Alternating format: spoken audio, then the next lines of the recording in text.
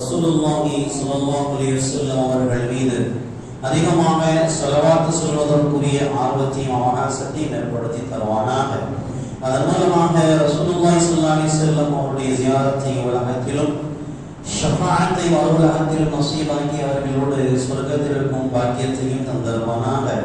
வாழும் காலமெல்லாம் கதா இல்லாமல் தொழுகை நிறைவேற்றி மரணிக்கும் நேரத்தில் கலிமா தய்யிபாவோடு மரணிக்கும் பாக்கியத்தை தருவானாக.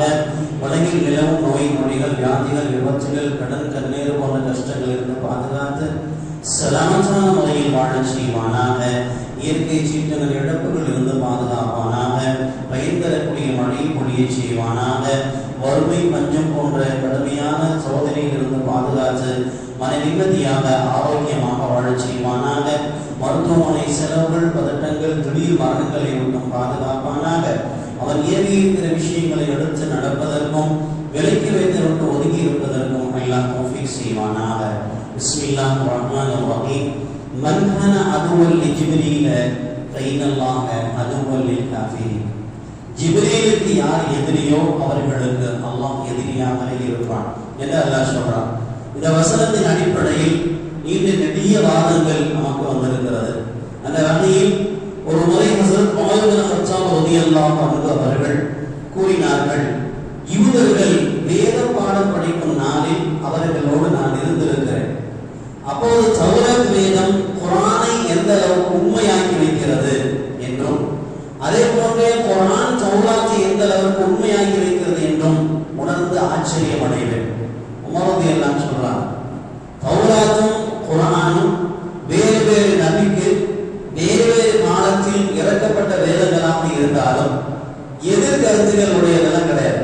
அல்லாஹ்வின் புறத்திலிருந்து நபிமார்களுக்கு அனுப்பப்பட்டதுதான்.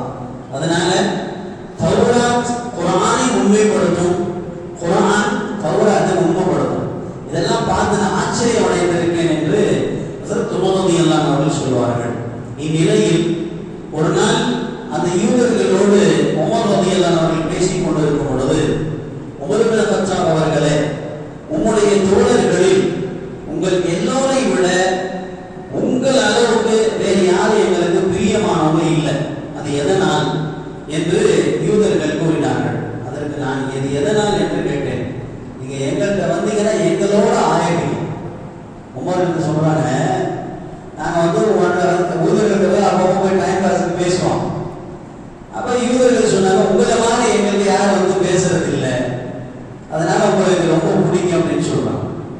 எதனால அப்படின்னு கேட்கிறாங்க உமர் ரலியல்லாஹு அன்ஹு. எங்கள்கிட்ட வந்தீங்கன்னா எங்கள ஒரு ஆளாவே நீங்க ஆயிடுவீங்க. அப்ப நான் சொன்னேன், உமர் தான் சொல்றாங்க, தௌராத் வேதம் குர்ஆனை எந்த அளவுக்கு உண்மையாக்குகிறது என்றும் அதே போன்று குர்ஆன் தௌராத் வேதத்தை எந்த அளவுக்கு உண்மையாக்குகிறது என்றும் நான் ஆச்சரியம் அடைந்திருக்கிறேன். இதனால் தான் நீங்க தௌராத்தை ஃபாலோ பண்றீங்க, நான் குர்ஆனை ஃபாலோ பண்றேன். இது ஒன்றும் பெரிய விஷயம். அல்லாஹ்விடம் இறங்கினதா என்ன? நீங்க மூசா அலைஹிஸ்ஸலாத்தை பின்பற்றக்கூடிய யூதர்களுடைய விஷயத்தில் இப்ப நீங்க இருக்கிறீங்க, நாங்க இஸ்லாத்துல இருக்கிறோம். அதனாலதான் உங்கள்கிட்ட வந்தா எனக்கு சில விஷயங்கள் கிடைக்கும் என்கின்ற வகையில் நான் உங்களோடு சேர்ந்து அமர்ந்து கொள்கிறேன் என்று அவர்கள் பேசிக் கொண்டிருக்கும் பொழுது, அந்த நேரத்தில் பேசியிருக்கும் போது ரசூலுல்லாஹி ஸல்லல்லாஹு அலைஹி வஸல்லம் அந்த பக்கம் போறாங்க. சொன்னாங்க, உமரே, உங்களுடைய நண்பர் அவர் போறாரு, உங்களுடைய நண்பர் போறாரு, அவர் அல்லாஹ்வுடைய தூதர், அவர் போறாரு அப்படின்னு சொல்லி சொன்ன உடனே உமர் ரலியல்லாஹு அன்ஹு உள்ளுக்குள்ள கோபம் வந்துருச்சு. அவருடைய இயற்கையா தான் சாதாரணமா இருப்பாங்க, உங்களுக்கு தெரியும். உமருடைய டைப் வந்து ஸ்ட்ரெயிட் ஃபார்வர்டு. என்ன செஞ்சாங்க, டக்குன்னு கேட்டாங்க, யாரை தவிர வேறு இறைவன் இல்லவே இல்லையோ அவன் மீது சத்தியமாக அவன் எதை செய்ய வேண்டும் எதை செய்யக்கூடாது என்று சொல்லி இருக்கிறானோ அதை முன்வைத்து நான் கேட்கிறேன். எந்த அமானிதங்களை நிறைவேற்ற வேண்டும் என்று அல்லாஹ் சொல்லி இருக்கிறானோ இதையெல்லாம் சொல்லிட்டு கேட்கிறாங்க, அவர் தான் அல்லாஹ்வுடைய நபி, உங்களுக்கு தெரியுமா? ஆமா, அல்லாஹ்வுடைய நபி எனக்கு தெரியும். அப்ப சொன்னாங்க, அல்லாஹ்வுடைய நபி தெரிஞ்சுக்கிட்டுமா அவரை நீங்க ஃபாலோ பண்ணாம இருக்கிறீங்க? நல்லா தெரியுது.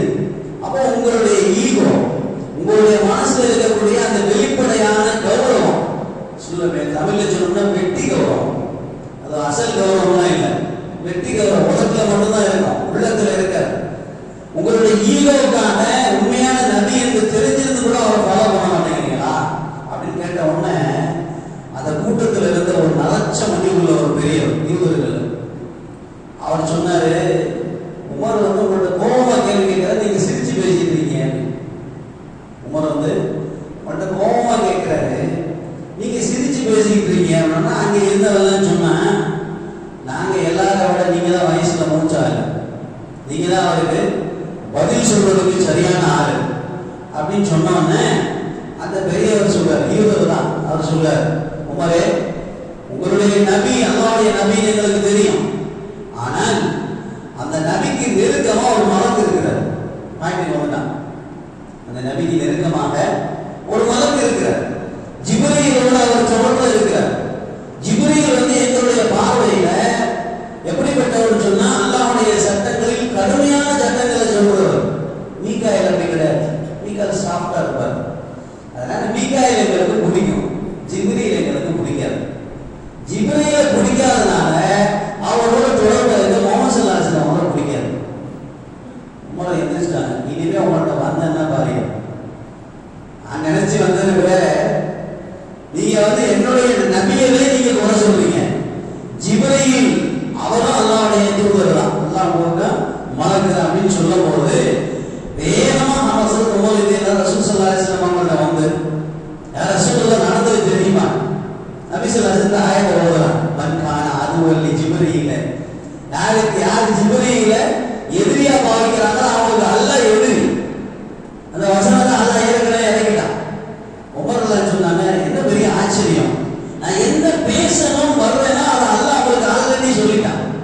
அப்ப அல்லாஹ் உங்களுக்கு எவ்வளவு நெருக்கமா இருக்கான். குர்ஆன் என்பது சாதாரண விஷயம் அல்ல. நேற்று முந்தாநாள் பார்த்தோம் இல்லையா, நான் உள்ளத்துல உண்மையிலேயே இன்வால்வ் ஆகி அல்லாஹ் எனக்கு தருவான் என்று ஆழ்ந்த நம்பிக்கையோட அசாத்திய நம்பிக்கையோட நான் கேட்டா தந்துருவான்.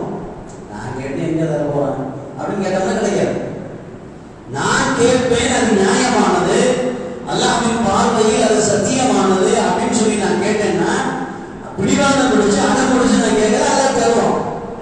இப்போ உமர் சொன்னாங்க, யார சொல்லுவோம், நான் உங்கள்கிட்ட எந்த மேட்டரை சொல்ல வர்றனோ அது விஷயமா அல்லாஹ் ஆல்ரெடி என்ன செஞ்சுட்டான், ஆயத்தை இறக்கிட்டான். அப்ப அல்லாஹ் என்ன செய்கிறான், நம்மளுடைய நடவடிக்கைகளை கூர்ந்து கவனித்துக் கொண்டிருக்கிறான். அதனால இது வந்து பெரிய ஆச்சரியம் இல்லை. குர்ஆன் என்பது நாம் நினைப்பது போல மோட்டு வீட்டிலையும் கல்யாணத்துக்கு வாங்கி கொடுக்கிற சடங்கு சீர் பொருள் அல்ல.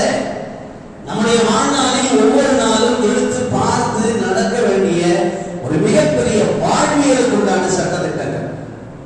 நம்முடைய வாழ்வியலுக்கு உண்டான சட்டத்திட்டங்கள் சொல்லப்பட்டிருக்கிறது குர்ஆன்ல, சடங்கல்ல குர்ஆன்.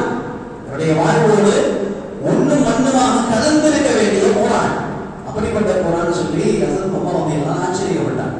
எனவே நமக்கு இந்த குர்ஆன் என்பது வழங்கப்பட்டிருப்பது என்னுடைய வாழ்நாளில் ஒரு நாளும் கூட யாரோ எதுக்கோ சொன்ன வார்த்தை, ஓதாமல் ஒரு நாளும் இருக்க வேண்டாம், இது யாரோ சொன்னது.